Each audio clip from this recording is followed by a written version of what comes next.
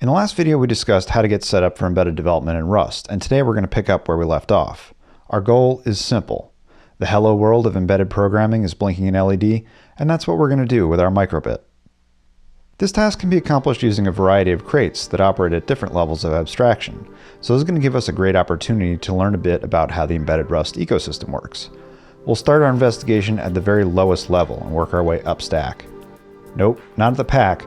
Oxidation forms on the metal, so that's where we'll begin.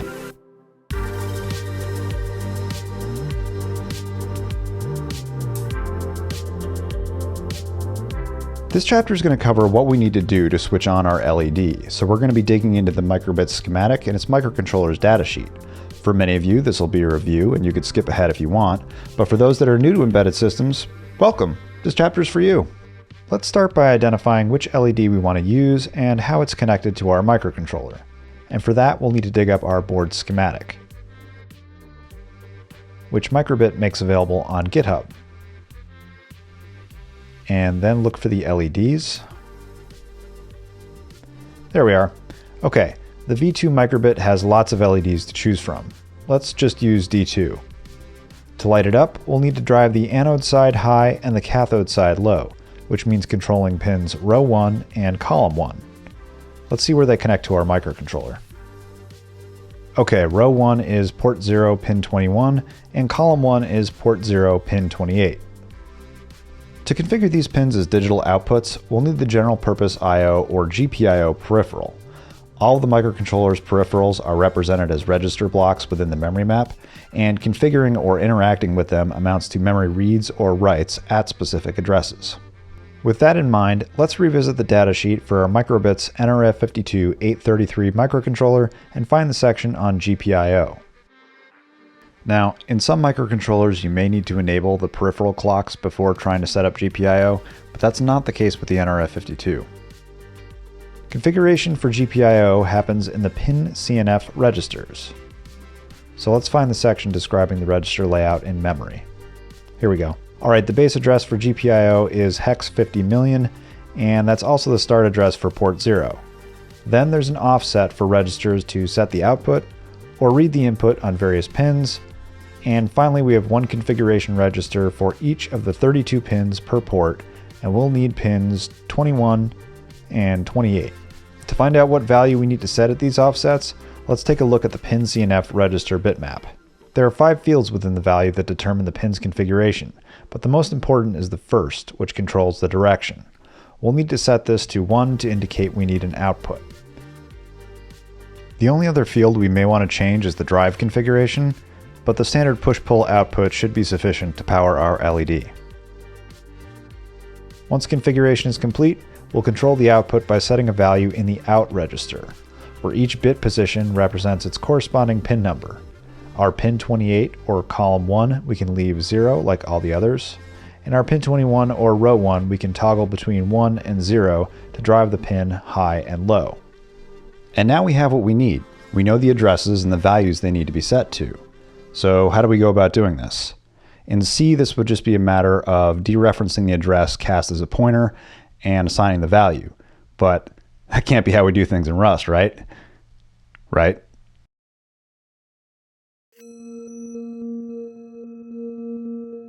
In Rust, to achieve the goal of memory safety, you need to play by the borrow checker's rules, which means working with either owned values or references. And while references are basically pointers, they carry with them a contract. They can only hold the address of a valid value. This means they can't be null or assigned to some arbitrary location in memory, like you could with a raw pointer, because the borrow checker just doesn't know what lives there. So if we need to set a value at a specific address using safe normal Rust, we're kind of stuck. But there is an escape hatch, Unsafe Rust.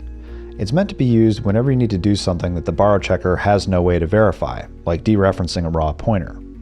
You're basically telling the compiler and anyone else that comes across the code in your unsafe block or function, trust me, it's actually safe to do this, and then include a comment describing why that's the case. Unsafe Rust should really only be used when there's no other sane alternative, and if you see a lot of it, particularly in application code, that's often a bit of a red flag. In our case, this is the best solution. We need to set a specific address to a specific value, and we affirm that it's safe to do this because We know it lives at that address, and we know that no one else is using it. So here we go. Let's start by defining our GPIO0 configuration addresses for row 1 and column 1 as raw pointers. Identify the bit field we're using just to be explicit, and create the configuration value we'll assign. Then, in an unsafe block, we can dereference those raw pointers with our configuration value. But these should really be volatile writes to prevent the compiler from optimizing them out, so we'll use the core library's write volatile function instead. Then we'll do something similar with our out register. Identify the row 1 bit we'll be toggling, and use a bool to track state. And then in the loop, we'll toggle the row 1 bit to switch the LED on and off, and bring back our bootleg delay, and update state. That should work. Felt a bit dirty, did not spark joy, but let's give it a shot. Hey, we got Blinky. It's not pretty, and while it does work, repeating this process for any peripheral we want to use is tedious and error-prone, so we need a better solution. And thankfully, we have one.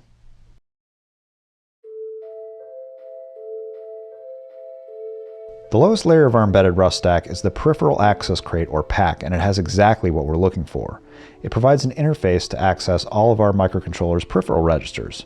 It knows their names, their addresses, their bit fields, and even has some description information. If this sounds like it would be a colossal amount of work to put together for every register, for every microcontroller, you'd be right. But thankfully, we don't have to start from scratch. ARM developed the SIMSYS System View Description Standard, which specifies a machine-readable format for a file that contains all of this register information, and manufacturers offer these files for their products. The SVD2 Rust crate does the rest. It transforms that manufacturer-defined SVD file into a Rust pack. So how do we use an SVD2 Rust generated pack?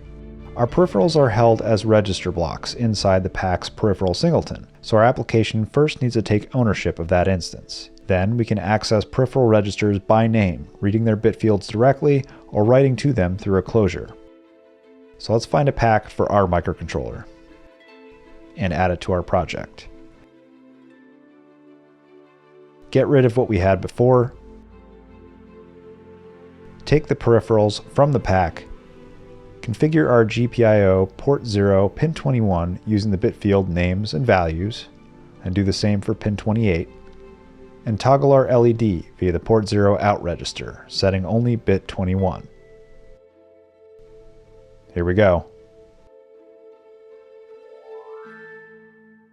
Awesome. This just gave us a safer, more ergonomic way to interface with our peripheral registers, and in a release build, those closures and their function calls are zero-cost abstractions. Using a pack is clearly an improvement over what we had before, but I think we could still do better.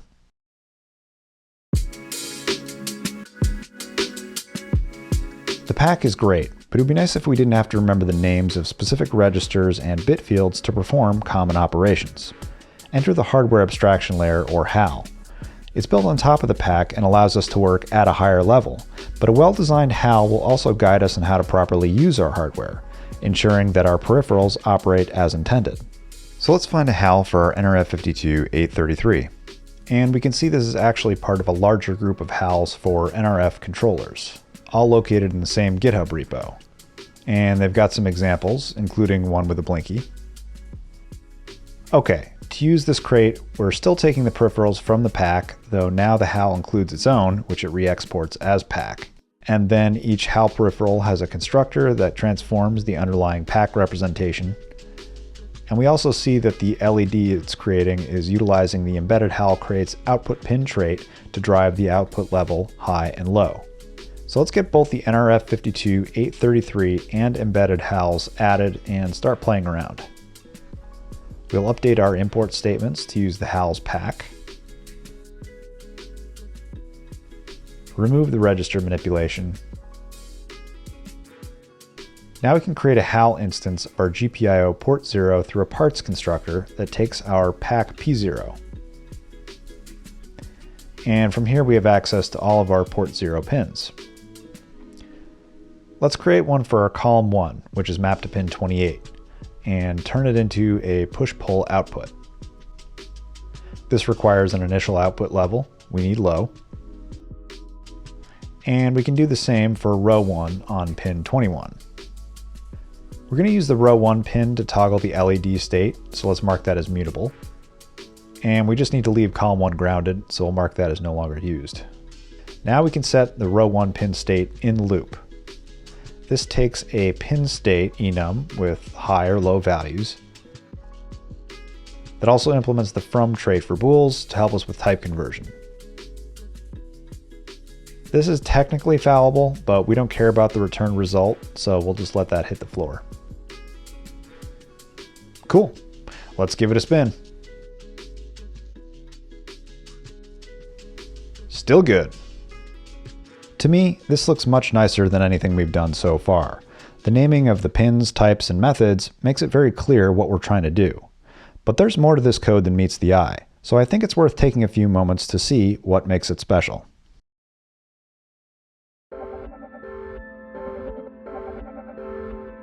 One of my favorite things about Rust is its ability to help you find problems with your code at compile time instead of discovering them at runtime. This of course applies to memory safety, where the borrow checker will stop you from doing something potentially unsafe, but it's also true for the type system, which allows you to enforce some of your invariants when your code is built, instead of placing them in your application logic. For example, one of our hardware invariants is that you must configure a pin as an output before you try to drive it through the out register. If we revisit our code and take a look inside the HAL port 0, we can see that it has a representation for each pin, and it defaults to a disconnected state. From here, the only thing you can do with this pin type is turn it into something else. Driving it high or low is not an option. When we do call the into push pull output method, behind the scenes it handles doing whatever register manipulation is required to perform configuration, and it transforms this disconnected pin type into an output pin type. And from there, we do have the option to drive its output state. So anywhere you see one of these output pins in your code, you know it's been correctly configured by construction. There just isn't another way to get one of these. Another thing you might notice is the extensive use of both singletons and transfer of ownership.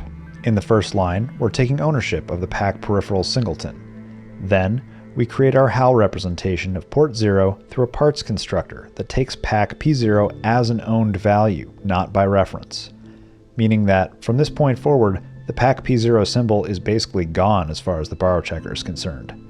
We can't refer to it, or try to create a second, potentially conflicting HAL port 0.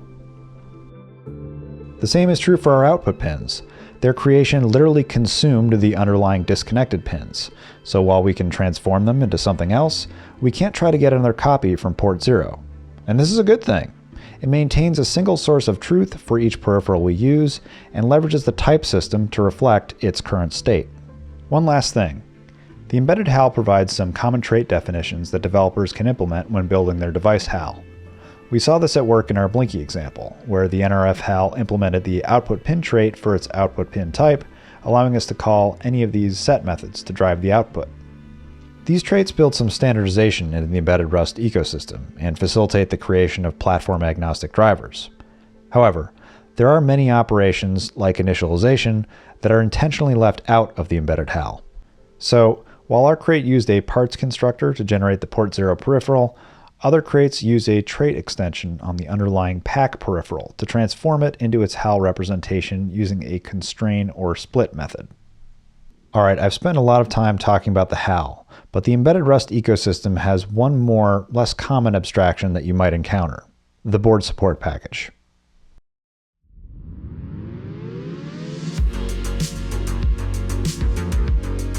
The board support package is pretty much what it sounds like: a crate that knows how your microcontroller is connected to other components on your board, and so it can do things like correctly initialize your pins and give them appropriate names. It's typically a pretty thin layer on top of your HAL, but may also include new abstractions for some parts on your board. So let's see what this looks like with the Microbit V2 BSP crate. They've got a few examples, including one for a HAL Blinky. And it looks pretty straightforward. Now we're taking the board instead of the pack peripherals, using a timer from the HAL for more precise delay timing. The row and column pins have been placed into a display pin structure, and this example is even blinking the same LED we've been using. So let's get this imported and take a closer look. and we'll just use their example code. Let's see what board initialization actually looks like.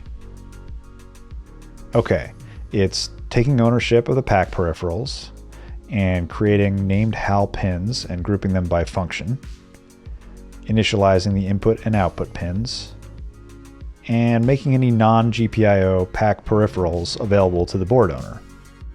So let's give it a spin. Nice. For this Blinky example, it's not much different from our HAL implementation. However, you could imagine if we were using a lot of peripherals, not having to configure each pin would be pretty handy. There is one more thing I'd like to show you about this crate, which is that it has a display type that can be used to control the entire 5x5 LED matrix. And they've got an example of that as well. So let's get that into VS Code and have a closer look. This creates a display object by consuming our display pins, and then uses a 2D array of zeros and ones to represent which LEDs are off and on in our rows and columns. Each symbol is displayed in sequence using a show method, and this is actually doing a bit of work for us because we've only got one pin to control each row and column, 10 pins for 25 LEDs. So for this to work, we have to cheat a little. We only briefly light up one row at a time, and then the next and the next and so on, at a rate fast enough where your eye, and hopefully the camera, can't tell the difference and just sees the image as static. Okay, enough talk. Time for maximum Blinky. That is awesome. We did it! We found probably too many ways to light up an LED, and in the process got familiar with how to control a peripheral using various types of crates in the embedded Rust ecosystem. So that's a wrap for today. Please hit that like and subscribe button before you go. Thanks for watching, and I'll see you in the next one.